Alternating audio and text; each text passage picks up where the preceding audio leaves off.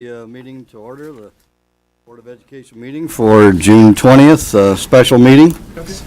And I guess we're not having public audience tonight because it's a special meeting. Is that correct? Mm-hmm. So we'll run right into the recommended actions, Exhibit 1. So that's the approval of minutes.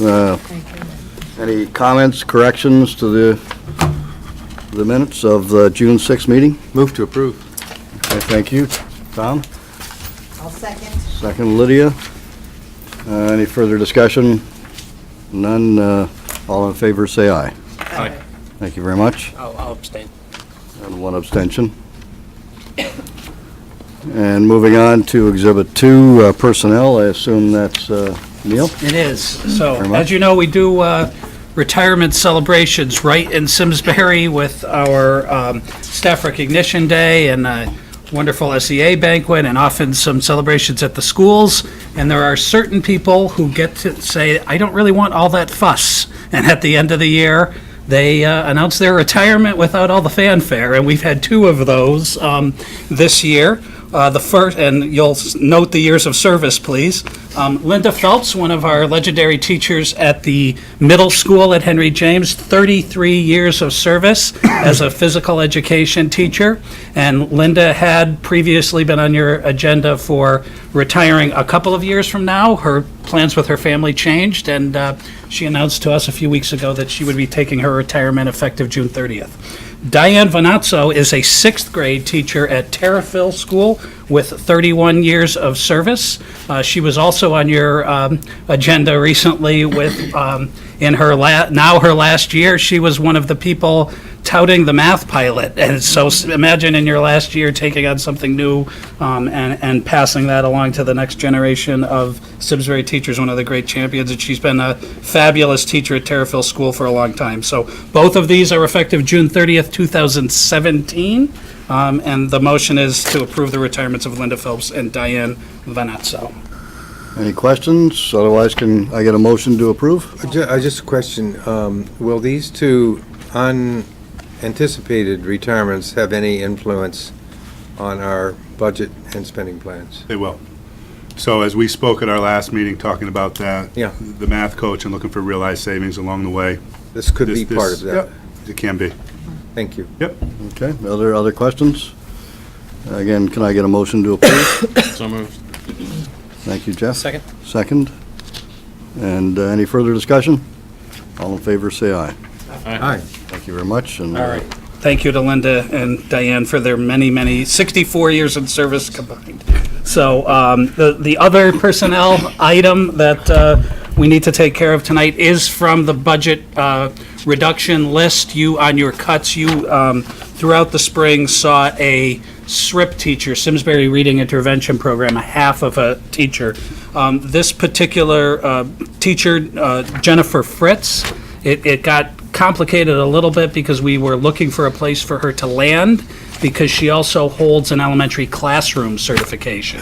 So we were giving her an opportunity if she wanted to accept a classroom position well into the spring.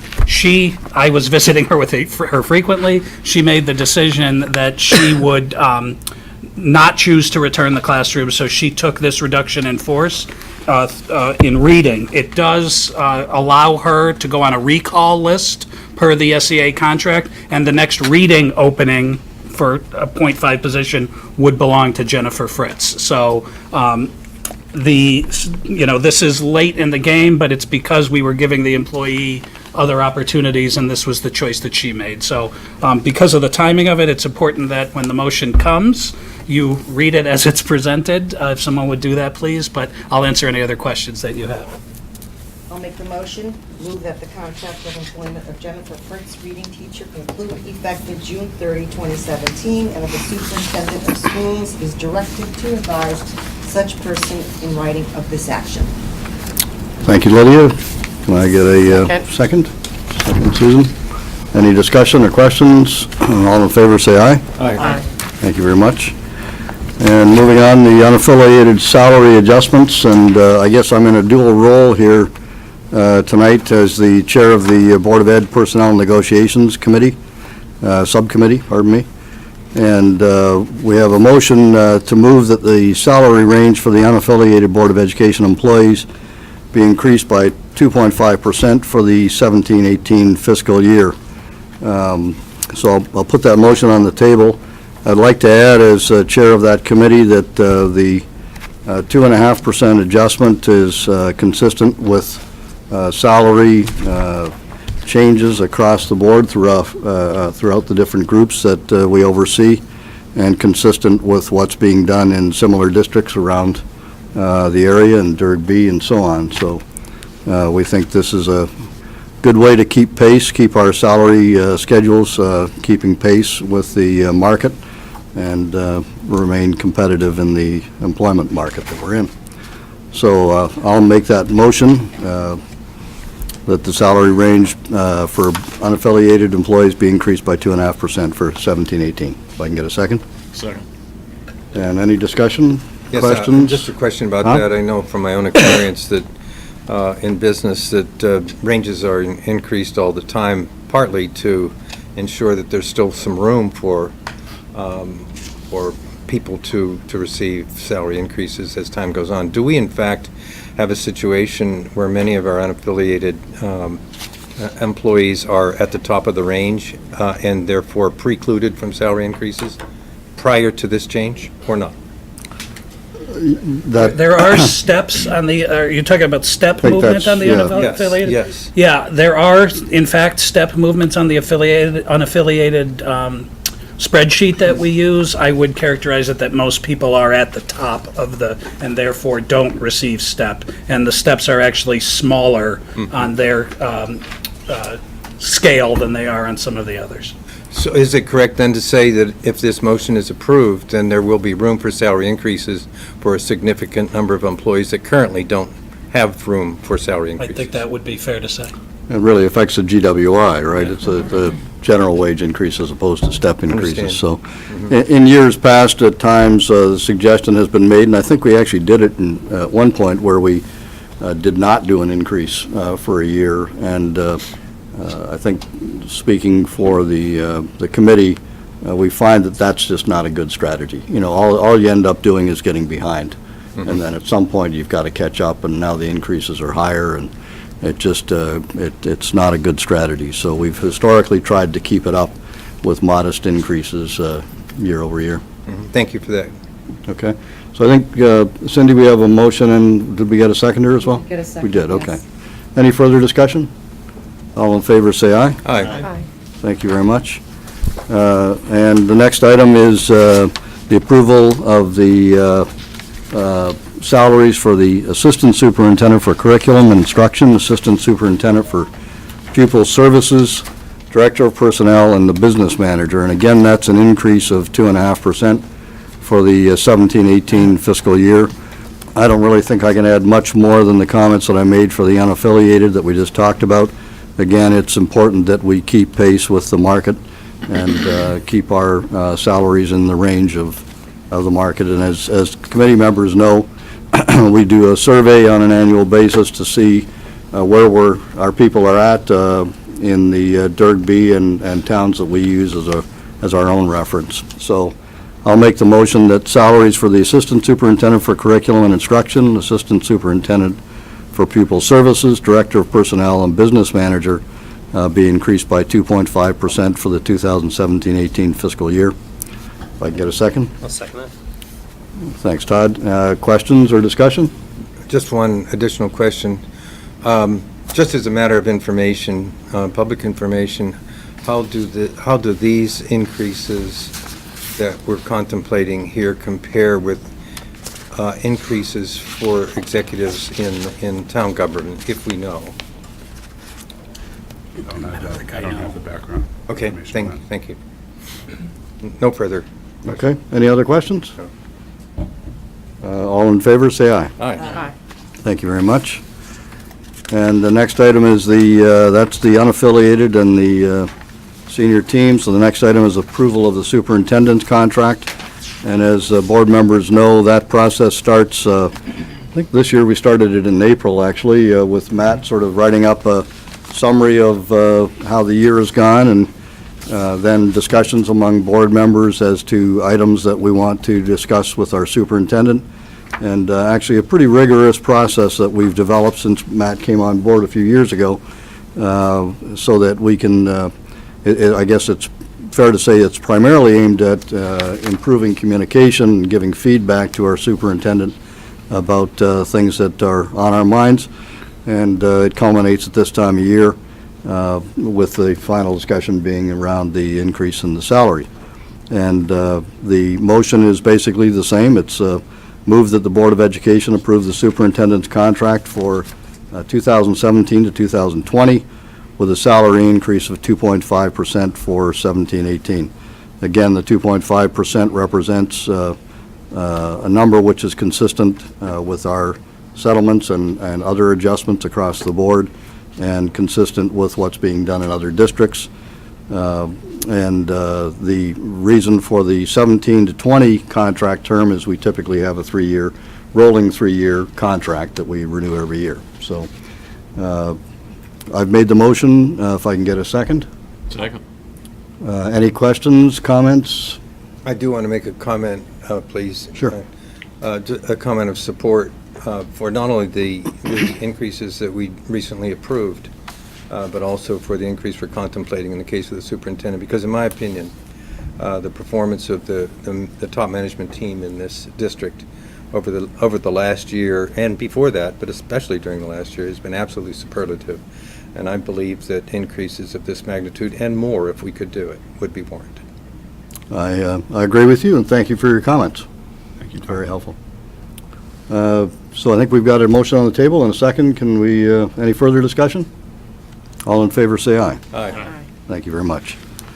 Moving on, we have an acceptance of a gift from the Tooten Hills PTO, which is Exhibit 5 in your package. Do we have someone here to speak about this? I'm going to give Maggie a chance to follow up. I'm just going to give the typical intro to the motion, just that in keeping with our Board of Education policy, this is a very sizable PTO playground project. It's targeted at improving the area for the 3rd through 6th grade.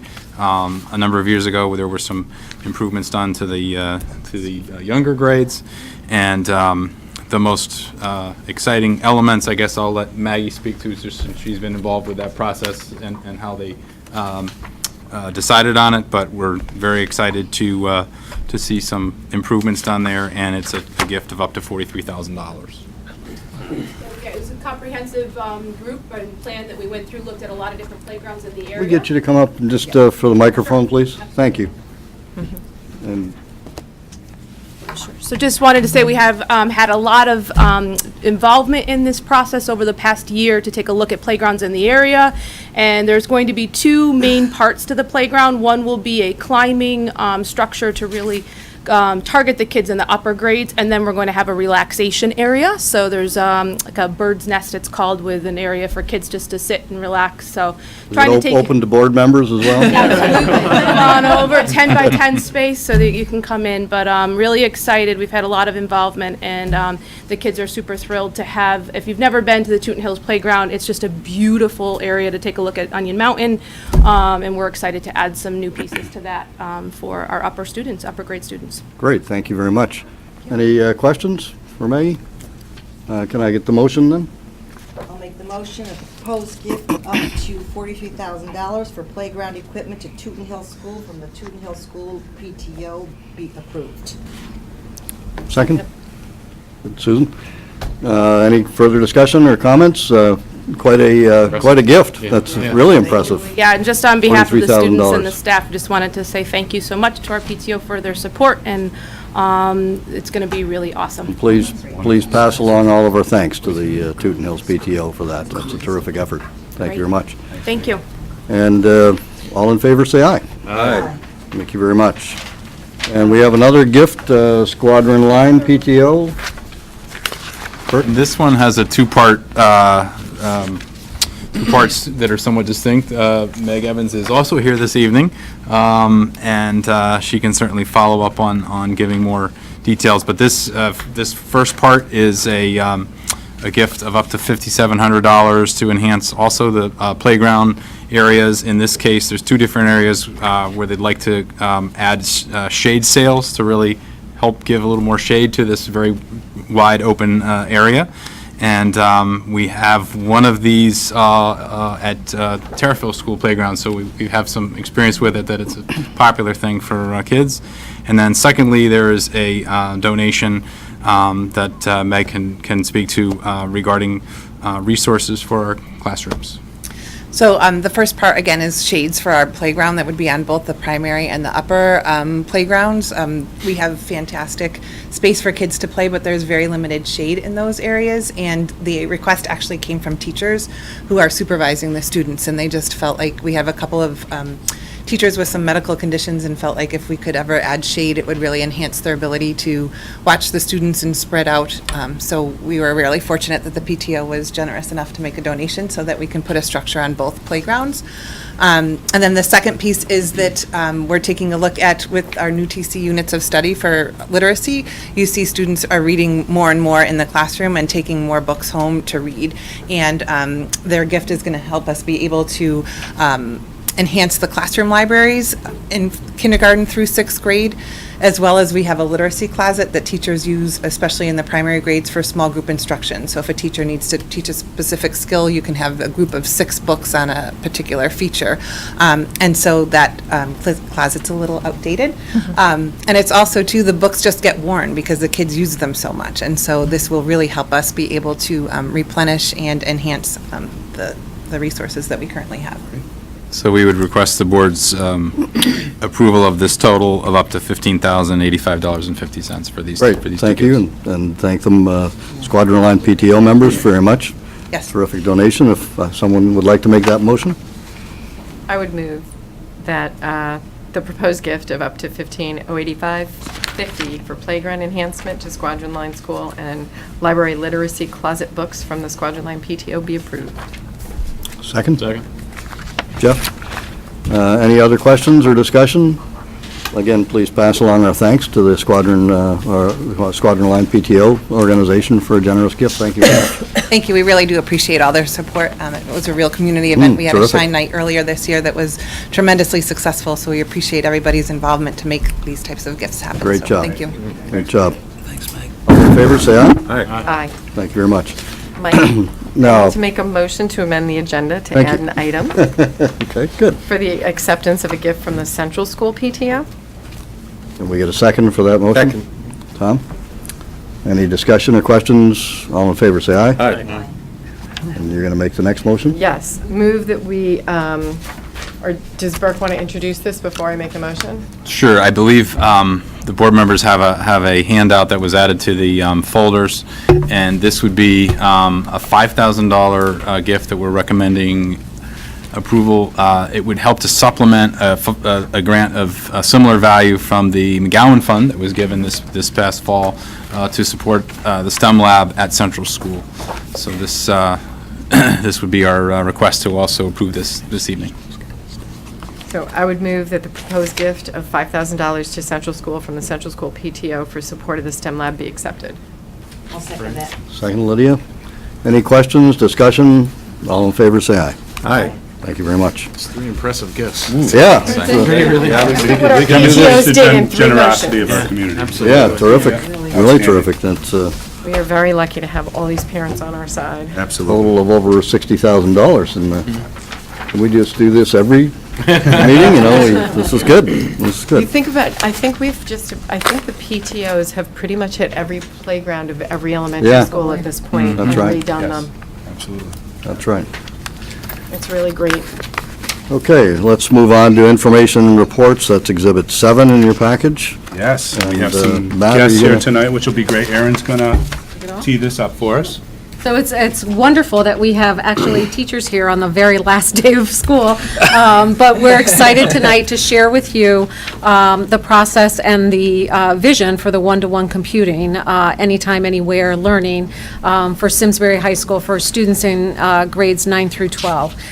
We've been working on this for quite some time, but very, very deeply over the course of this year to really come up with the process and structure for this one-to-one, and this is what we'd like to share with you tonight. So Johncia Lytwinick, the Director of Instructional Technology, is here. Jason Casey is also here to talk about some of the other systems updates that we've done, a lot of wireless updates to the school. We really waited to make sure that we had the infrastructure and the services available to deploy these machines to students, and I think we're really at that pinnacle point in which to be able to do that. Brenda Long is a high school math teacher, and she's here to talk from a teacher perspective. Mike McKenna and Jen Dion, who are our high school library media specialists, and of course Ken Para, who is our assistant principal at Simsbury High School, who's really working hand in hand with Johncia on really making this work at the high school. So this is really an informational piece, and it is for our public that's watching tonight as well to hear how this will all unfold over the summertime and into September. Welcome. Hi, thanks. So we're going to, like Erin said, we've been planning this for a while, and so finally next year, we're going to put in the one-to-one anytime, anywhere, we're calling it, because they get to take the Chromebooks home. And I'm happy to say, since we've been planning this for a while, we're able to do this without any increase to our technology budget. So, yay. Okay. So anyways. Say that twice. No increase to our technology. Anyway, so the rationale for the one-to-one, like we said, every year we've been trying to increase the access that students have to technology because we know how important it is for them. And the online resources, you're seeing less in print and more in online resources, so it's really important that we make this available to students. And so we're fortunate now that we can do this so 24/7 they'll have these available to them. It actually is more cost-effective for us to be handing these out to students than to be doing just a one-to-one at the school level. We'd actually, if we were going to put Chromebooks in each of the classrooms for this, it would be 25 to 30% more Chromebooks we'd have to purchase. So it's more cost effective. And in all studies will show that if a student has a device that they use at school and at home, they're just going to become more comfortable and they're going to be able to be more proficient at their technology, which will help them with college and career. So why Chromebooks? Well, back in 2011, we started using Google Apps for Education, which is now called G Suite for Education. And we've added more apps that we've been using for that. And Chromebooks are used for the Chrome operating system, so they're just a perfect match. And they have a longer battery life, which I know the teachers will always, they appreciate that because you don't want to start something and then by the end of the day you cannot keep doing this with your students, especially at the high school. And part of that is because there's not a whole lot under the lid, okay, moving parts. And so that's why you have a longer battery life, and also it means that it's lower maintenance. So that's helpful, and it's a lower cost, which everyone appreciates, especially in education. It gives us what we need, and we're not paying extra for things that we don't need. So, and it goes on rather quickly because it's just accessing the internet. The thing that we're also liking very much about Chromebooks now is that they have the touchscreen. You know, how kids like to use and also a lot of the apps now are made so that they're really more conducive to use with a touchscreen than to use with a mouse. So we're going to go with the touchscreens also. And this is a little bit about getting to what we did for preparation. We've been doing this for a while, but this year especially what we did is we brought up a lot of Chromebook carts from the K through 8. Ones that were already older, they're getting at their end of their life for us. So we brought them to the high school, about 20 carts, and we also purchased 15 of the touchscreen carts for math and science at the high school. Brought us up to 60 Chromebook carts, 25 in a cart. More Chromebooks than we had students, okay? Just to let you know, that's what we did this year. And part of the reason why we did that was so that teachers really would have these more accessible to them, so they could get used to what it's like to have the Chromebooks there all the time for them, so they could start integrating them more with the technology into their curriculum. And another reason why we did this was, of course, was to test out how we were going to work with our infrastructure. And Jason's going to speak to that. Sure. So as we've been working with the Chromebooks that we've had, to accommodate that, we've added 58 additional access points at the high school. We've also upgraded the wireless controllers and the equipment on the backbone and made some configuration changes as well throughout the network. So we don't foresee any surprises since we've been running the Chromebooks for the past year. Johnson, you didn't bring the example of the book tonight, the No, I Chromebook. meant to, and then I they know, kicked us out at 4 but o'clock. this is an iPad, this is an iPad, this is not a Chromebook.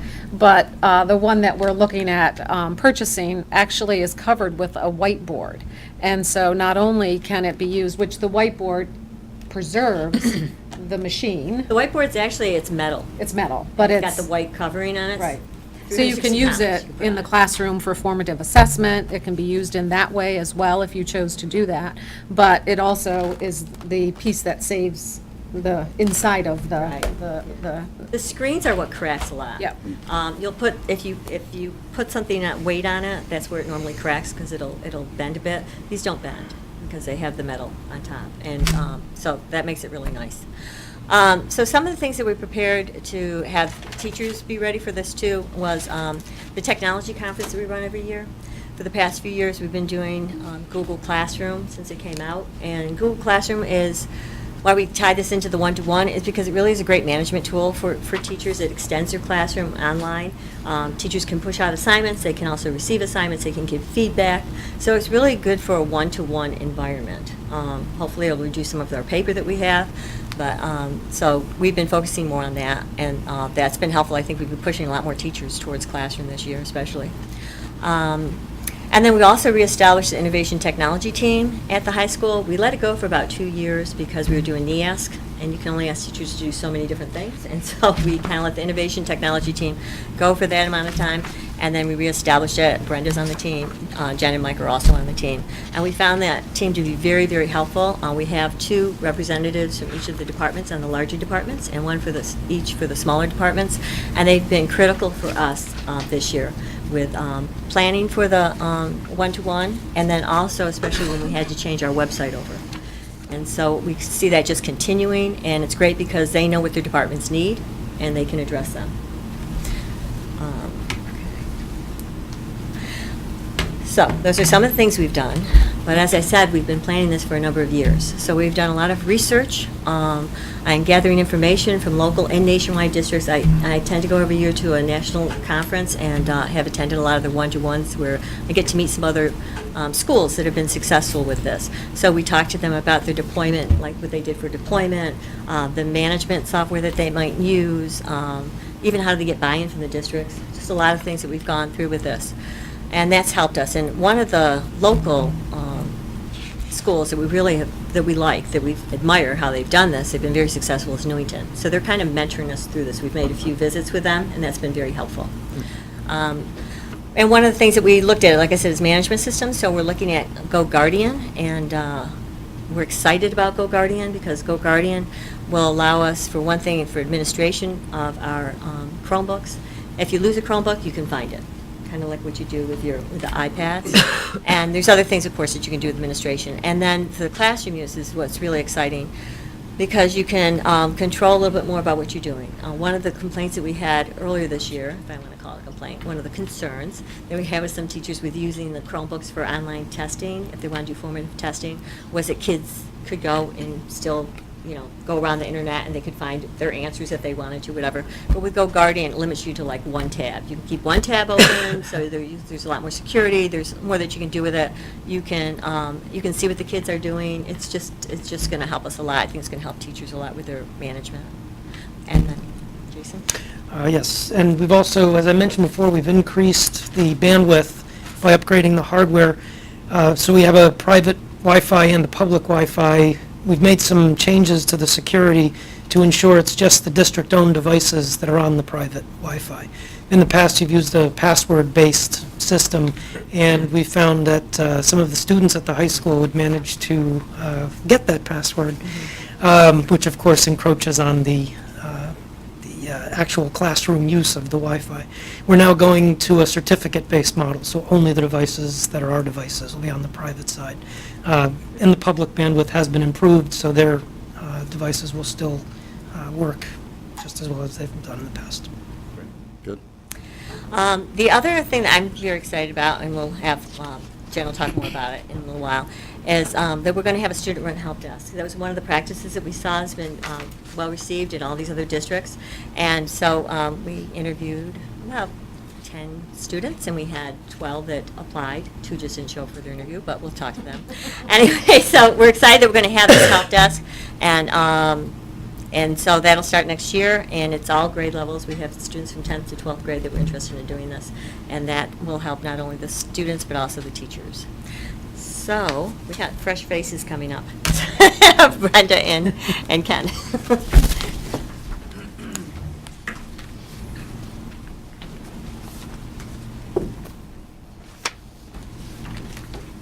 you know how to work this thing? Yeah, technology, it works. Thank God he's a technology leader.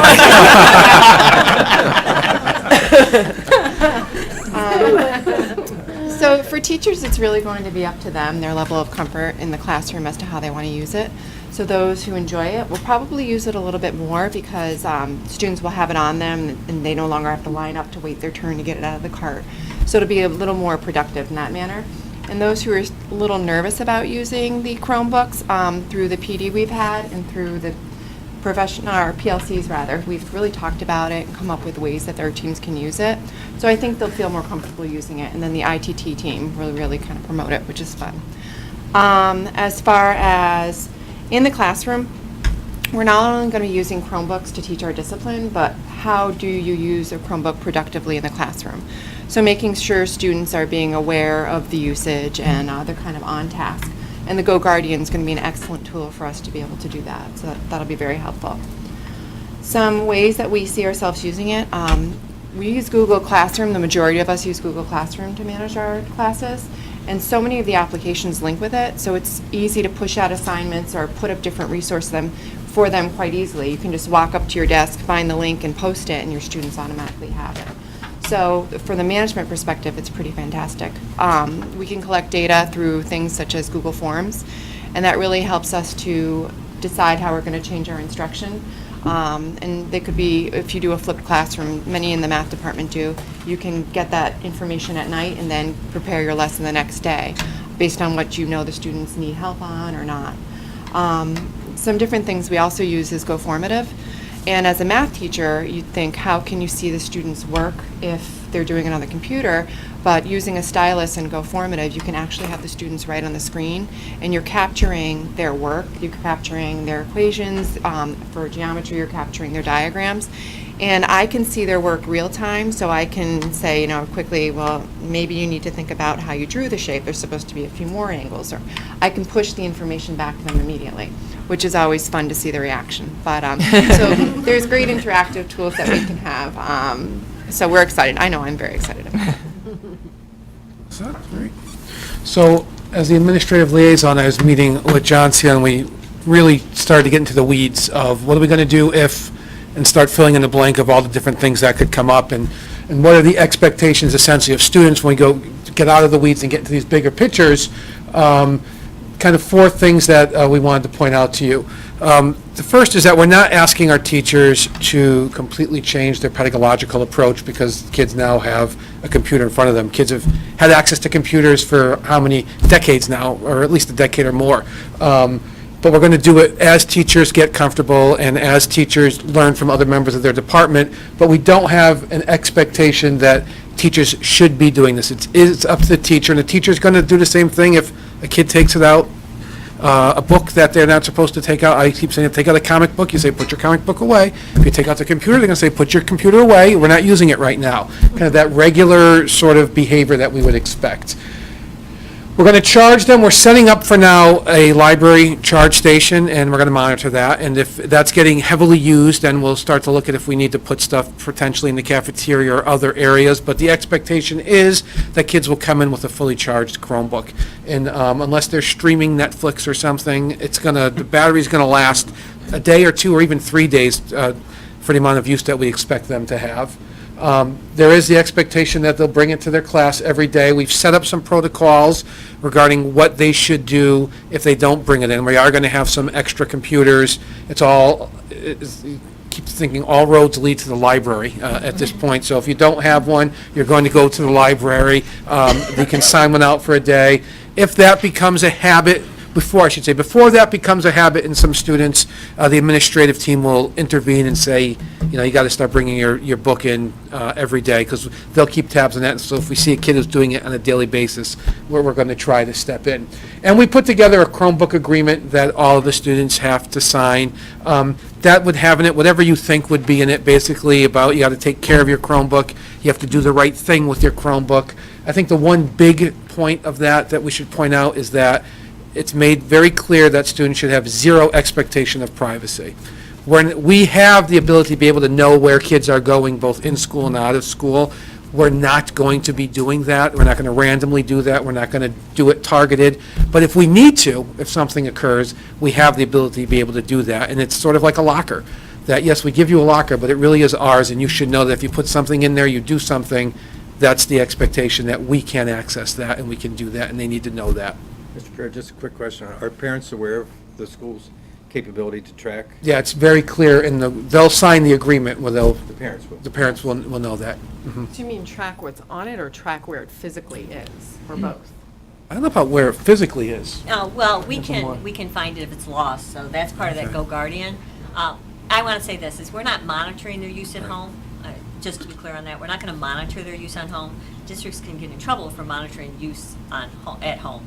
But if there is something that came up, we could see where they had gone, like if we wanted to on the Look at net. their history. But that's something that there'd have to be a reason to do that. But we do make it clear to the kids that, you can't expect that you're going to get complete privacy when you're using a school device. But the other thing is we do not want to encourage parents to say, hey, where did my kid go on last night? Okay? That's not what we're doing. We're not filtering for them. They filter at home themselves. We're not filtering at home for them. Okay. Anything else?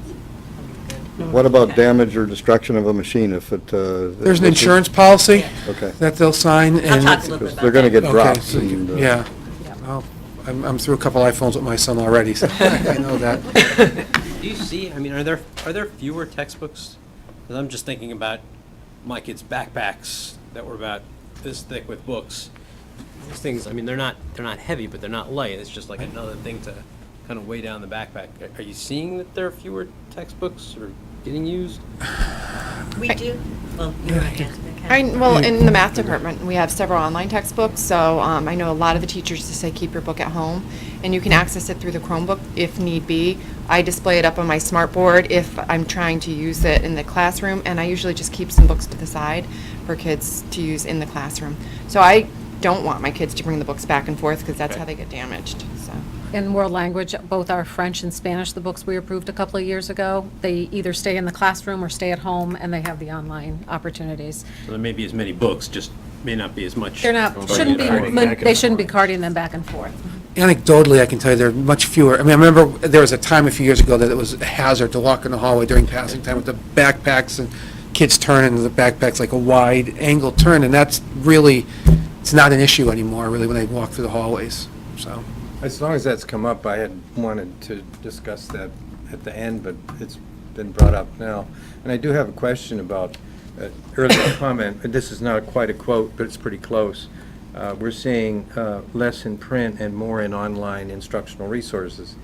I'm currently teaching in 2 universities here in the Hartford area, and we are seeing that in the university system. And in fact, there's some departments at CCSU who are actively attempting to have their faculty members move away from printed textbooks for some reasons associated with the mainly because of the expense to the students. There's a lot of student resistance to printed textbooks now because of the some people think outrageous costs. And of course, we as a school system are spending a great deal of money on printed textbooks, and I'm just wondering if I guess is a rhetorical question, if no response needed, if it would be worthwhile reviewing a possible policy change within the system to proactively move away from print and toward online for textbook purposes. So we have been exploring that, and Johnsy is going to participate in an open educational resource committee. Yeah. There's a gentleman by the name of Doug Casey who oversees it. He works in Hartford, and he met with myself and another assistant superintendent colleague not too long ago, and they're trying to, through the state, look at open educational resources that will, they'll pull together a sort of a resource guide on how to access these materials. So we're really excited. So I would say within a year, we'll have much more information and accessibility to open, what they call OER, Open Educational Resources. Okay, thank you. All right, I think we have another change here. Thank you, guys. Thanks. Like all roads lead to the library. I like it. That was a really good.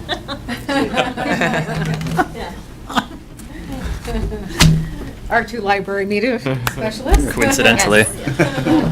Okay, so like Johnsy mentioned before, we are going to have a help desk that's going to be located in the Library Media Center, and that's going to be run by our student-based tech team. So we will have students that are going to be available for majority of the day. Students and teachers alike can come down if they have any issues with their device, and those students will be trained to troubleshoot and be able to hopefully resolve any issues that they will have with the Chromebooks. If there is an issue with the Chromebooks that can't be resolved by the student themselves, I'm a point person in the library, so is Mike, so is Brian Marchinkowski, and we also have Jeremy Marin available to do any type of hardware repair that the Chromebooks may encounter that he will be able to do if it's something that we can't figure out. We will, the students who are on the Trojan Tech team will be receiving an individual, an independent study credit for their time that they're going to be devoting to this, and they also will have 2 times a week that they'll be meeting for an SHS Connect group. Okay. We will also have instructional videos and materials on the district website that will be created by both library media specialists, the technicians, and the students that will provide how-tos and just give basic instruction. And that will also be a resource for parents and teachers to visit as well. In the help desk in the Library Media Center, we will have the Chromebook cart that was mentioned for the loaners. So we will have a Destiny resource management system that the students will be able to check out the Chromebooks to the students on, and they'll bring them back towards the end of the day. We'll also have a charging cart that will be in the Library Media Center, and that will be more of an independent charging station available for students to just monitor on their own. When they're available in the library during a free period or during lunch period, they'll be able to charge their Chromebooks. And although we're moving towards a paperless classroom, we will have printing still available in the Library Media Center and in room 214. So if students do need to print assignments or they need to do any type of printing for class, they will be able to do that as well. We'll also have cloud printing available at home for students, so they'll be able to print from their device to their home printer as an option. Yes. In brief, there is very strong support for teachers in the training and sustained support of the use of Chromebooks for the upcoming school year. As mentioned earlier, the program Go Guardian will be used for monitoring and directing student use of these devices that they'll have. There will be training sessions offered prior to the beginning of next school year and ongoing departmental innovation technology team support for those teachers who are interested in using Go Guardian and learning a little bit more about it prior to the beginning of next school year and of course during the upcoming school year. There's also going to be ongoing training in the use of Google Classroom and G Suite for Education, so there will be sessions for teachers who want to learn more about that. Not only those that are going to be offered during the summer, but also those that teachers can drop in the Library Media Center to meet with either Jen or myself or with a colleague in either a formal ITT setting or just in a PLC or in passing. So that's the part of the reason for having those innovation technology team members in those departments to give support. Of course, during the technology conference that will be held for staff, there's going to be ongoing support and focus on these specific tools. So concentrated focus on getting teachers very comfortable in the use of Google Classroom. As Brenda said, more and more teachers have adopted this. So we want to make sure that those teachers are further supported and those who aren't as comfortable are getting the support needed to maybe get started in the use of these tools. And that's very important to us. As Jen mentioned, The student-led Trojan Tech team will be developing a number of help videos and resources for teachers to access. Those will also be coming from us as a library media specialist staff at the high school and the IT department. And that said, of course, your resources at the school for teachers to receive ongoing support in a number of arenas will be Jen and myself as the library media specialists in the high school. They can always come see us. We love to travel and work with you guys. So, the innovation technology team, which has been energized and reorganized, so I think they're ready to hit the ground running for this upcoming year. And of course, the IT department will provide ongoing support and information to staff so that they feel very supported, and also that all the important stuff is being communicated to them regularly. So, lots of support. Thank you. Thank you. Thank you. Need that clicker, thanks. Thank you. Okay. And just to wrap it up, so I'll start with communications. We did, Andy O'Brien did let the freshmen and their parents know at open house that we're doing this next year, so they're excited about that. And also last quarter, we put out a listserv to remind parents that we are doing the one-to-one. We know that sometimes, they don't listen to all the board meetings, so they don't know. Or they don't read some of the communications, so we have made a point of really emphasizing this. And then just last week, we sent out another listserv to let them know what to expect, which includes that we're going to have, we're going to deploy these on the Forms and Photo Day, and we're going to do it by grade level. And we're also going to send that packet out, and the forms that they need to sign up are going to be there. We also let them know that we're going to have a website out there for them. It will give them all the information that they need. Like we talked about the Chromebook agreement, that'll be sent out in the Forms and Photo Day, but it'll also be accessible to them on the website. And so for the deployment, they will be expected, both the parents and the parent guardian and the student, to sign off on the Chromebook agreement, because the Chromebook agreement also includes insurance information. So we're not having kids just sign off on the insurance. So the district, we're actually going to self-insure. Many districts across the country do that. And so we're going to be doing that. It's going to be, right now, we're looking at $35 a year for that, and that'll cover some of the accidental things that can happen. We do know that we'll have the warranty. We have a 1-year warranty on the Chromebooks, and that covers anything that, might go bad because of the equipment itself, but it doesn't cover accidental. So we're going to cover it with that. And then we'll see if we need to make any adjustments as we go along, but that's what we're going to be doing that next year that way. I think that's, like I said, we're going to have our website out there, and so we're going to have a lot of resources for parents also. And I will be holding 2 informational sessions for them prior to the Chromebooks being deployed. So if parents want to come and ask questions and learn more about this from not just reading about it, we're going to have those days before in the evening, because I know people can't necessarily make it during the Forms and Photo Day because they work. So, many people. So we're gonna have that available to them, and then we'll have on the website, we'll actually have the question and answers, kind of, frequently asked questions there for them. So that's where we are. So we've been working for a long time, so Long this time. is really exciting that it's coming to Very thoughtful fruition. rollout. And, Appreciate it. Yeah. I just have a couple of questions. Sure. and I don't know if these may be jumping the gun, or it may be stuff that's going to come out. The Go Guardian program, which I'm not sure that I fully understand exactly what that does. It sounds a little bit Big Brotherish, like you're going to be watching over their shoulder as they work. And so that just makes me worry that if you pop up as I'm drawing something wrong and say, you might want to look at that, I might stop trying because I'm going to wait for your feedback. So I worry about that component. And maybe that's just handled through PD or something, but I don't want this to inhibit the students, I guess, from trying different things because they feel like their work is being seen all the time. They don't get that rough draft, so to speak. So I worry about that a little bit. So, and we have been using Google Forms and that for a while now, and so just in time, in fact, Matt walked into my office the other day, and I was corresponding with Betsy Gonzalez over the phone, and he's like, is she doing that as well as, and so we were both working on it at the same time. So it's a very collaborative opportunity, so a lot of kids are familiar with that already. Go Formative is the one that Brenda was actually talking about, not Go Guardian, sorry, with the Go Go's. Yes, sorry, But anyways, it's Go Formative, and Go Formative, what it allows you to do is, it's like you are right there, it's done in the classroom is where you're using it, and And the beauty of it is, as the kids are doing work, you can see what they're doing in real time. So just like you might go over to them and tap them on the shoulder and say, blah, blah, blah, you're saying that to them while they're doing the work in the classroom. So, The shyer students too, the ones who Yeah. normally wouldn't ask the question, I can kind of see where they're struggling and say, you know, did you think about what the definition of supplementary is? And then, and then they'll start working on it. So it's to allow me to So have it's you that. going to them, or it's through the computer? Through the computer. in the Okay. classroom. Computer.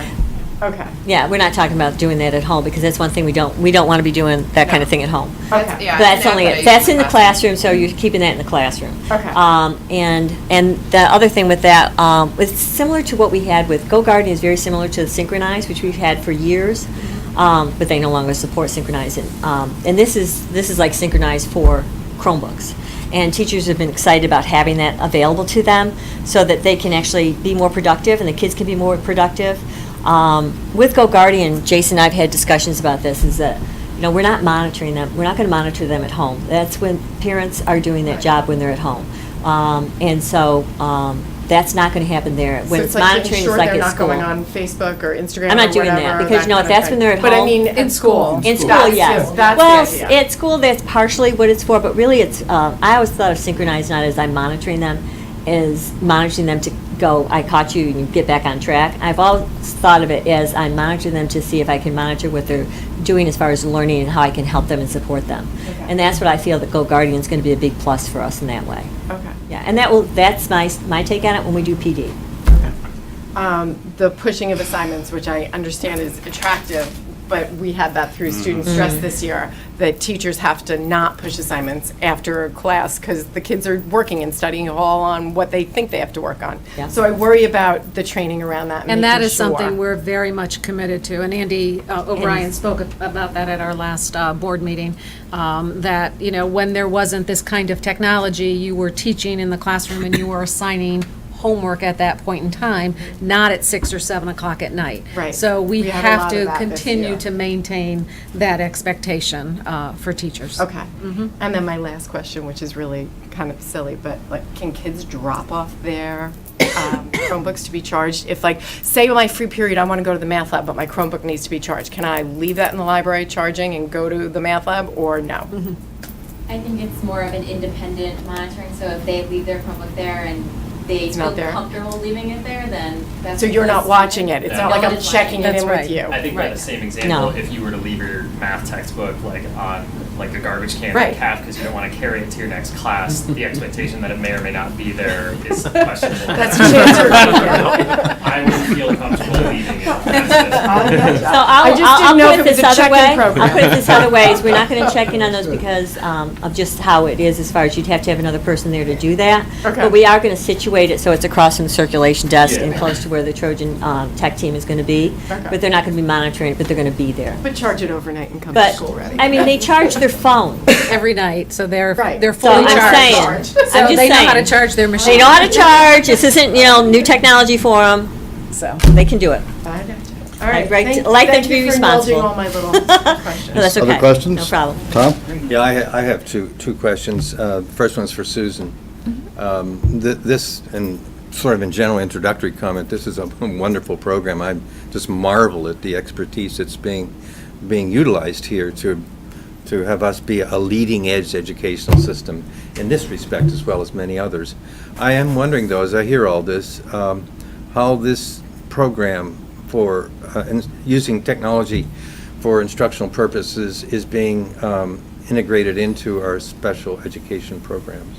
So, Tom, that's a great question. We already have assistive technology experts, teachers at each one of our buildings that specifically are there to consult with around instruction and technology for that special education student. So I think this just enhances what we're already doing as far as good practices and providing additional access for our students to utilize that assistive technology to help support their learning. And for some of our special education students, an iPad is a better use, and so those are not going to go away in the special ed classrooms because there's certain apps that are more accessible for different kinds of needs. Yeah. And then I'd just like to say, I did meet, I met twice now with our department supervisor for ESS up at the high school with our assistive technology teacher, because we know that we have to, we want to make sure that we're servicing everybody, and just for the reasons, like you said, even when we say you're going to check things out at the library, if you forget your Chromebooks, we know some students that they're actually, organizational skills is one thing we're working on, so we're gonna provide some extra ones for them up in the ESS room, so we don't want to penalize them on something that they're working on. So we're taking a lot of different things into consideration with Okay, that. thank you very much. Thank The you. other question I have is about utilization of technology. My experience has been, and I don't know if this would carry over into a secondary educational system, that, at least at the college and university level, students are almost demanding that their faculty utilize technology. And in fact, even teacher evaluations are being negatively influenced when faculty members are not using the technology and course management tools that we have. And so I just wonder about the whole issue of utilization. And I know that the presentations here tonight have indicated there's plenty of resources that are being put against using this technology for everybody in the faculty, but some faculty members are not comfortable with it. And I'm just wondering, two things about that.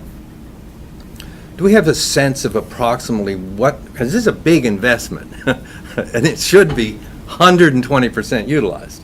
Do we have any idea of the level of faculty utilization of these technologies? That's number one. And number two, do we have the ability to have a metric on that and be able to track improvements in utilization over time? So I'll do a quick anecdote for you, Tom, because I was involved in the rollout of the website that just came. And one of the questions as they set up their website was, so I went to a faculty meeting to talk about the rollout of that and what you had to do with a teacher webpage. And one of the key questions to that is, how many of you are already using Google Classroom? And I expected less than half, and it was way more than half. It was like 70 or 75% of the faculty already using Google Classroom as a regular part of their, and then the other part that I think is important with their rollout and their structure is by having two members of each department who are the experts, those 25% who are maybe the reluctant users are much more likely to go to somebody right in their department to kind of get up to speed. And so I think the rollout is kind of just at the right time because you've gotten to that critical threshold of teachers, far more than when I had left the principalship there 2 years ago, where you would have had, There's the difference. yeah, absolutely. That's excellent. That's And good we'll to know hear. more in the fall as we, certainly as department supervisors and assistant principals and principal walk through the building and begin to observe classrooms. Yeah. So we certainly can keep note of that over time. And that comment is not in any way meant to be critical. No. I really admired it's a very robust program of professional development that you've explained to us today. And I hope we can get to 100% pretty soon. I just think, in addition to your informational sessions, that depending on the turnout and whatnot, that there should also maybe be a highlight at all the open houses. No, I really would like to do that, Yeah, yes. that's right after school starts, so I think that's a great way to get the captive parents. Right, in the open house, we will have the information for this too, for parents, but, yeah, I think as much communication as we can do with them, we're going to have more success. Definitely.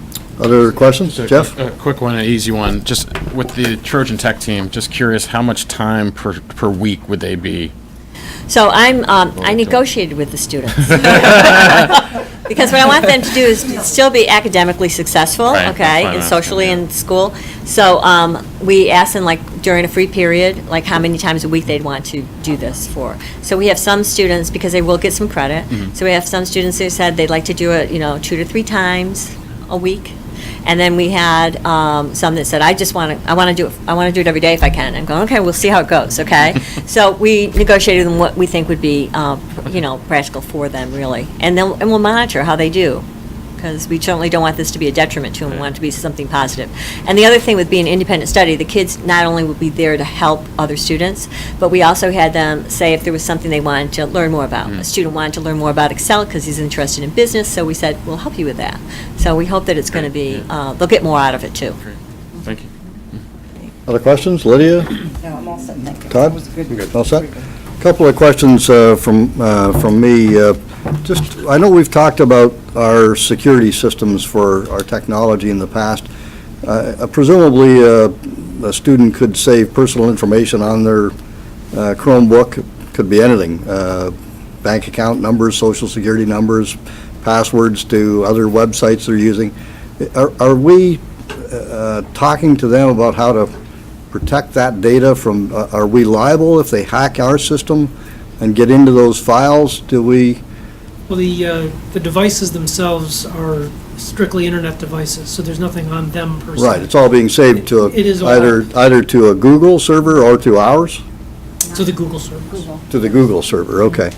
So again, are we talking to them about the importance of protecting that data? Yes. And, Well, we're also saying to them, you don't put bank account information or anything like that on your Chromebooks, to start with. They're for educational reasons, and we don't Right. charge them for anything, so we're hoping they're not going to put any of that kind of information on. Well, We but do talk you know about they that. will. But if they do, see, but this is the thing, we have to say, we give them the acceptable use policy that we have. We stress that when we have our Chromebook agreement with them. We stress that in your classes that you have with them when we talk about responsible use. And then Google has a lot of security steps in there with what they do, encryption and everything. But all the way along the line, even when they make their Google accounts, it does say to them, don't use any accounts that you have that are personal accounts here. I don't know how much more we can do with them as far as saying security. I can't promise that because anything can get hacked. We just know that's where Sure. we live in this world. You know what I mean? I just think an educational session to begin with, and then Oh, yes. refreshers as Yeah. they go along. Do they turn the same machine in at the end of the year and then get a new machine or a different machine at the start of the next year? They'll get the same machine as what we're going to try to do with them for the Okay. following But year. they're not going to keep them over the summer. They're not going to keep up the summer. We're talking about what we might want to do later on. We'll see how they hold up. We'll see where we are with them. Well, at least we want to get an idea at the end of this year of what condition they're in before we decide That's the first thing we want to anything find else, out. okay? You're broken. Good idea. Yeah. Then we'll go from there. We hope that's a good report next year. We do, right? We certainly do. And we Now- have talked about, when it comes time for, between their Junior junior and and senior senior year. year, letting them take it home for that summertime because they're working on their college applications, they're working on a variety of things. So if they've, in good standing until when they get to their, summer, before Yeah. their senior year. So if That's they don't something have that any we're talking issues, about. yeah, we're talking about letting them do that for that time, because it makes sense. So they can, because it's on the cloud, they can access their G Suite from any You can do that machine. from any device. Any device, not just, Any yeah, device, uh-huh. okay. So And if how they many? want to leave their Chromebook in their locker, they can still get it. They get it at home. Everything's saved, and that's the beauty too, everything's saved automatically. They don't have to go hit save. It's all there for saved, 'em. yeah. How many devices do we support now? I know we've sort of been tracking that number over the years, and it was less than 1,000 at some point, but I think it was past Well, we're past that. 5,000 or 6,000, I think, the last time we talked about it. We're not one-to-one district-wide. That would be, like 4,000 would be more like one-to-one district-wide. We're not there. At the elementary, we're like, right now, 2-to-1. And also at Henry James. And then at the high school, like I said, we had more Chromebooks than we had students. Those Chromebooks are going to be aged out. And so if I looked at my students, I could do the math on that. But I mean, that's kind of where we stand right now with Something devices. north of 4,000 devices. And or the other something thing like is we have all those labs up at the high school too that are like business labs and our engineering labs, so. Are we, do students, someone mentioned the paperless office, so to speak. So can students now submit assignments electronically? They don't have to print it out and? That depends on the teachers. Okay. But Because. it can be done. Right, it can be done, but it depends on the teachers too. And Right. sometimes it's just a matter of, like how you're checking them, what you're looking for, if you want to print it out or not. Presumably, these devices are substantially cheaper to support than the old laptops we had. Oh, yeah. My recollection is the Chromebooks are something like half the cost of About or that, yeah. or less of a laptop, so. Sub 300, so yeah. The board members may remember a few years ago, and Burke was the one that did the presentation. I think we we passed a budget amount of 1.8 million, I want to say, for sort of creating a new network, thin Right. client, did we call it Right, thin so, client? right, Jason and I were part of that effort, and it was looking at replacing our desktops Right. primarily, so that we didn't have to buy new PCs, and that's been implemented, and we do have all of our schools have those clients, about roughly 1,000 clients that are, that are being managed there. But this has happened since then, in terms of the popularity of having the student devices, both iPads and Chromebooks. So we've been able to do both, and that's part of our replacement schedule So going forward. it's at a lot cheaper acquisition and maintenance cost versus what we were doing a few years ago when we were doing all laptops and desktops and so on. So it's seeing that $1.8 million budget amount play itself out to our benefit, I assume? Yes. Okay. And with a lot greater utility than what we had back then. Okay. Look, I think it's great. John and Jason, you guys have been at the leading edge of this for the last number of years, and I think you've done a great job, and with the support of all your folks here, that's terrific. Thank you for coming out. Great work, good Thank you. presentation. Very excited. Have a great summer. Thank you. Thank you very much. Thank you. Okay, future business, we have a meeting scheduled for September 12th, Tuesday. That'll be the first meeting of the next school year. We may end up doing a special meeting, depending on what the governor's budget looks like. Correct. No word on that yet, but if we need to come back together, we'll call a special meeting. As I understand it, what happens starting July 1 is the governor takes over, and he will then run the budget. The legislature will have no ability to do anything at that point. It's the governor's budget going forward. And I guess the thinking is that they would adopt the spending patterns of the previous year, minus cuts that they're going to have to make to bring that $2 billion or $1.8 billion shortfall into balance. So I guess we'll see. But will you let board, I guess you'll be in touch with board members as Absolutely. things roll I'll out? provide updates as I get information. Okay. All right. Can I get a motion to adjourn? So moved. So moved. Second? Second. All in favor? Aye. Good. All right, good Thank you.